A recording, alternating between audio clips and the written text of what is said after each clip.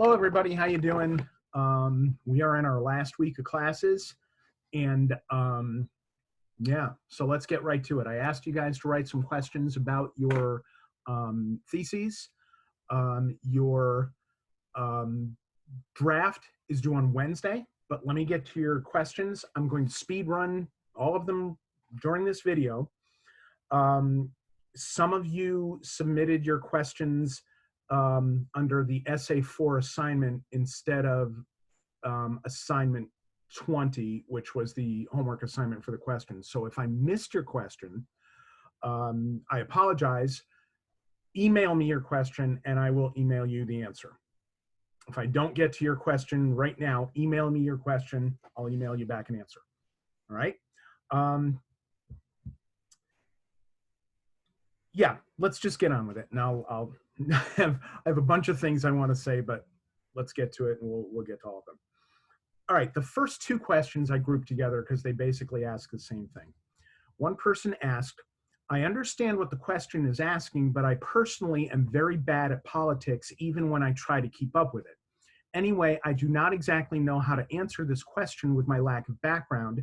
Do I go off of my beliefs or should I do some research? I just don't know in what way / point of view to answer this. And somebody else asked, how should I go about this essay without really knowing anything about politics? Is there a particular direction I can go in to avoid talking about politics specifically, or should I do some research beforehand? Okay, if you go back to the assignment and reread it, you'll see I am not asking you about politics. You certainly can write about politics to support your thesis, but you don't have to. I'm not asking you about politics. I'm asking you how these candidates reach your peer group. That's what I'm asking you about, is your peer group. I'm not asking you to go off and write a paper about political subjects that you don't know about. If you are not interested in politics and don't know about politics, and if you feel that you are representative of a lot of people in your peer group, go ahead and write about that. Why aren't you interested in politics? And what do these candidates have to do to reach a large block of voters who don't know and don't care about politics? Right? So again, I'm not really writing about politics. I'm not really asking you to write about politics. I am asking you to write about your peer group and how they can be reached by these candidates. All right. Next, for this essay, are we allowed to share whether we are Republican or Democrat, or do we have to stay neutral? Whatever supports your thesis. Remember, you have one job, convey your thesis, and your thesis has to directly address the assignment. The assignment doesn't ask if you're Republican or Democrat or independent. It does not ask you to stay neutral. So if you want to mention those and it supports your thesis, sure, go right ahead. If you don't want to, then don't. It's up to you. So the answer is whatever supports your thesis best. Question, do we have to list all our main ideas in the thesis, or can we choose a few and go into more detail in the essay itself? Your thesis does not have to list all of your supporting ideas in it. There are teachers, some of you who may have had these teachers, who may tell you that in your thesis, you must include the ideas that you're going to hit to support that thesis. If that audience tells you that you have to do it, do it. Because your one job is to convey the thesis. In order to convey your thesis, you have to have a sense of what your audience wants. If your audience wants you to do that in a thesis, then do it. It's really that simple. And as I've said in class, you guys are very skilled at knowing what your audience wants. You've been doing it your entire academic life. Every class you've had, the first thing you've done is you've tried to get to know the teacher and you've tried to figure out what the teacher wants you to do so that you could get a good grade. So you know how to do that. All right. So the answer is no, you don't have to, unless you have a teacher who demands that you do so. I am not one of those teachers. So no, you do not have to list all of your supporting points in the thesis. Here we go. Question. What if we don't believe that either candidate is deserving of our vote? Can we write about the reasons why their logic and ideologies don't agree with the mindset of our age bracket? These are two different questions, but remember that you still have to address the assignment. The assignment asks you, how can these two candidates reach your peer group? It does not ask you whether or not either or both or neither of them is deserving of your vote. It asks you how they can reach your peer group.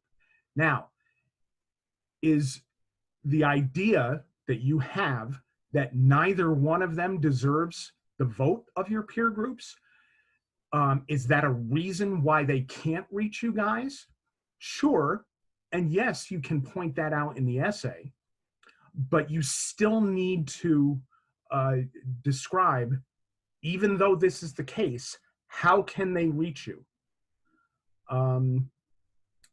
If your answer is they can't, they just absolutely can't, that would answer the thesis. And you can write an essay about how they can't. But whether they are deserving of your vote is not really what the assignment is asking you. In a moment, I will go off on a rant about rereading the assignment. But for now, let me just say that you're asking two different questions here. Just remember, your one job is to convey a thesis, and that thesis has to directly address the assignment, right? If you remember that, you'll be okay. Question, can we include how all the people who were in the election dropped out and elaborate everyone's point of view why they did, making that topic its one couple of paragraphs? I'm not sure how that would, I'm not sure how a discussion of everyone who dropped out would address the assignment of how can Trump and Biden reach your peer group. I'm not sure how that answers that question. If you have a way that it does, yes, I guess you can include all these people, but I'm not sure how it addresses the assignment. All right. If you have further questions about that, by all means, email me. But what you're describing here doesn't, I'm not sure how it addresses the assignment. Okay, attendance question. I enjoyed the Beatles question so much last time, I'm going to give you another one. What was the Beatles' first #1 hit song in the United States? What was the first Beatles song to reach #1 on the charts in the United States? All right. No, I don't have my, you all know the address, right? That I hold up every time. Hold on, I'll get it. Boom, there it is, like magic. There's the address. The Beatles' first #1 hit song in the United States to this email address. And that will tell me that you watched the video. All right. Next question. Could I talk about the people that are in my age group and are not attending college? Absolutely, yes. Boom, easy, right? Sure, they're in your peer group. They're voters of your age in your peer group, not in college. Fine, you can certainly write about them, yes. Okay. Can we write about more than one question for our essay? All right, here comes the rant. Brace yourselves, all right? And I say this with peace and love. If I sound like I'm yelling at you, I'm not. Honestly, we're all cool, it's fine. But let me tell you this. And this is not, again, not for me, because you only have me for another week or two. This is for you going forward for the next 3 years. Please listen to this advice and consider taking it. all right? Um, when you're a student and you ask the instructor a question that is already answered in the assignment, you run the risk of uh, it it indicates to the teacher that you're not paying sufficient attention.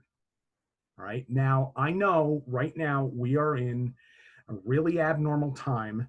I know that several of you specifically, including I think the person who asked this question, are really distracted by some really, really serious issues. And I know and I understand that. So again, I say this with peace and love. But in the future, and this is for all of you, if you have a question about the assignment, the first thing you should do is go back and reread the assignment and see if the answer to your question is there. Because in this assignment, I list a bunch of questions and I write in the assignment, as part of this essay, some of these questions, as part of this essay, some of the questions you can, but are not required to address include, and I have a list of questions, and right after that, I write, again, these questions are only suggestions. You can answer some, all, or none of these questions, as long as your thesis and your essay directly addresses the assignment. So that question, can we write about more than one question for our essay, is answered in the assignment. It's okay. We're good. It's okay. I'm just telling you, in the future, that question may indicate to teachers that you are not paying adequate enough attention to what's going on in the class. And that's something that teachers will remember.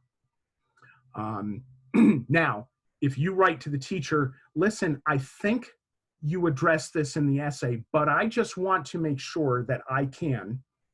Now that shows the teacher, yes, the student is paying attention and is just checking with me to see if something is all right. That might show the teacher that you're being conscientious and you're being thoughtful and you're making sure about something. That's fine. But asking the instructor a question that is already answered in the assignment doesn't always look good for you. All right, we're fine. I'm just warning you for the future. All right.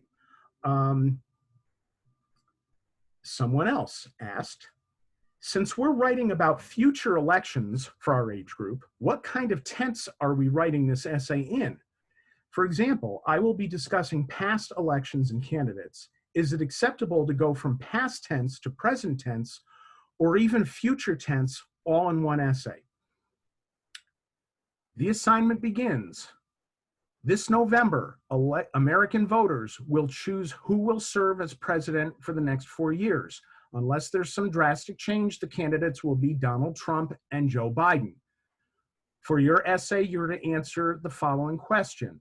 What do these candidates have to do to successfully reach your peers, the voters in your age group? I am not asking you to write about future elections. I'm asking you to write about this one that we are in the election cycle of right now. I'm not asking you to write about future elections. So one, again, you want to go back and read the assignment to make sure that you're not asking the instructor something that is already answered in the assignment itself. As far as the question of tense goes, you should use whatever tense that makes clear to the reader which time you are referring to. If you are writing about the election of 1944, past tense. Okay? If you're writing about the election of 1960, past tense. If you are writing about what's going on now, generally present tense. All right? So, you know, I'm not sure to answer your question beyond that. when you're writing about the past, you use past tense. When you are writing about the present, present tense. There are a number of different tenses to indicate things that are happening now that are continuing into the future, you know. But the main thing I want to answer your question with is that you are not writing about future elections. You are writing about this election cycle that is going on, that has already begun, that we're in the midst of, and that will conclude in November. All right. And finally, someone asks, what resources can I go to be informed on the candidates and their issues they stand by? There are countless sources out there. The short answer is any reliable source that will help you convey your thesis. So if you're using, I think we've talked about this in class, for academic papers, don't use Wikipedia. Wikipedia is not a reliable source for academic work. If you look in Wikipedia and you see footnotes to newspapers, journals, magazines, they generally are reliable sources. There are some teachers who do not want you to use newspapers as sources. I can't imagine why. It's fine for you to use it in my class. As a former newspaper writer, by all means use newspapers. Keep in mind that some papers are more reliable than others. Keep in mind that some papers have a definite political bent and agenda. Some newspapers, even that don't have an agenda, they tend to be more conservative, like the Wall Street Journal tends to be a more conservative paper.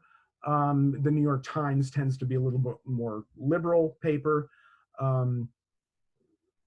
So, you know, keep that in mind. But your one job is to convey the thesis. If you are using sources that are crazy conspiracy theory websites, that's not really going to be convincing in conveying your thesis.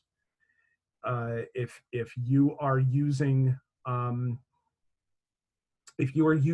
website of a candidate, that website is going to have a certain point of view.